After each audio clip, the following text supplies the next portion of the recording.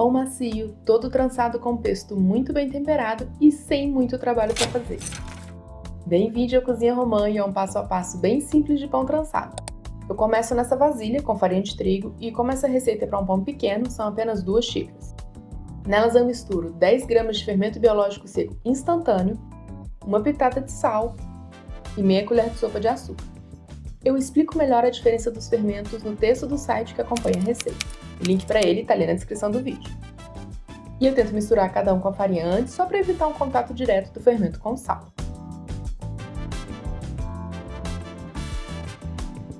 Depois, é só juntar os ingredientes líquidos. Primeiro um ovo, então 1,5 colher de sopa de óleo vegetal e por fim 120 ml de iogurte, que dá mais ou menos meia xícara. Se você preferir, sempre pode misturar esses ingredientes entre si primeiro e só então juntar na farinha.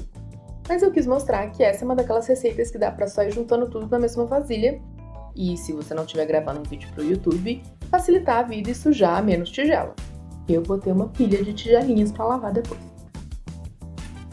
Eu começo misturando tudo com uma colher, mas rapidamente a massa fica pesada demais. Então eu começo a misturar com a mão até juntar tudo numa massa coesa e finalmente eu começo a sovar. E aquele pote de farinha ali do lado é só uma prevenção. Sempre que eu vou fazer pão, eu gosto de deixar um pouco de farinha por perto, para caso a massa fique grudenta demais, ou precise enfarinhar a bancada. Mas essa massa é bem mais para seca do que para grudenta, então eu nem precisei usar. Eu sovo a massa na bancada, fazendo esse movimento de dobrar ela sobre ela mesma, e então apertar na bancada, rolando a massa, formando um cilindro. Daí eu viro o cilindro, dobro a massa sobre ela mesma, e repito os movimentos até que ela esteja lisa.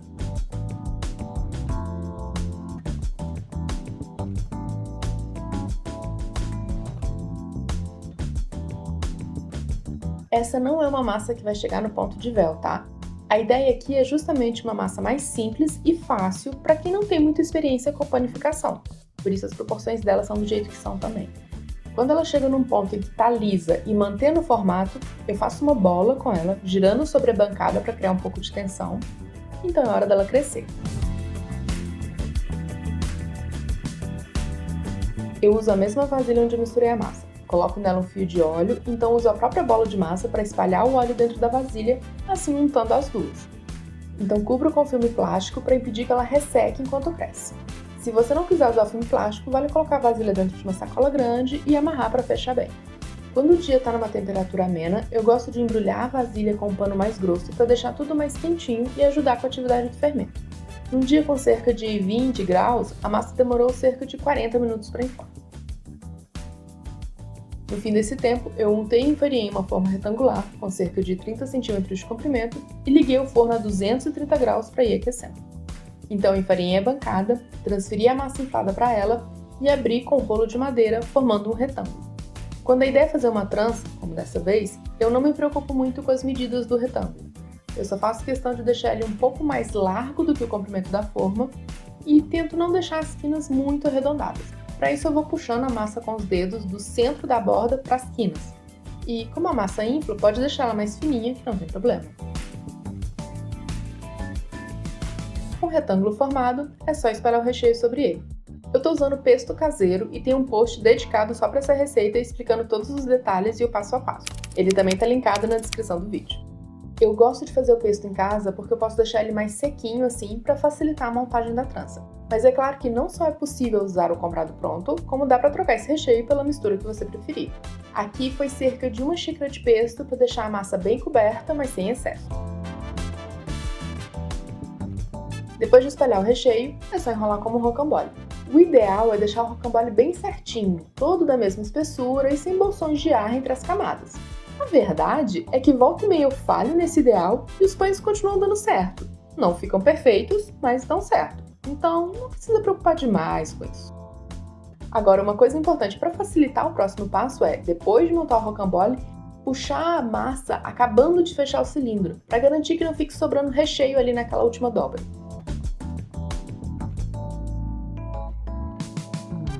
Então eu viro o rocambole com essa borda para baixo e com uma faca afiada corto metade dele ao meio, longitudinalmente, formando 2 pernas.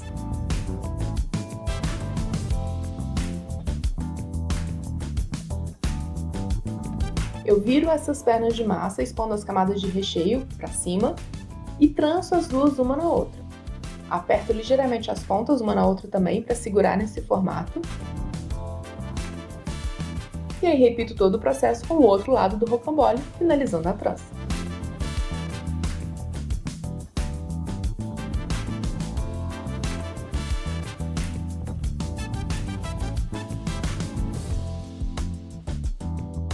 Com ela montada, eu transfiro para a forma enfarinhada e aí eu gosto de deixar a massa descansar um pouco nesse formato antes de ir para o forno.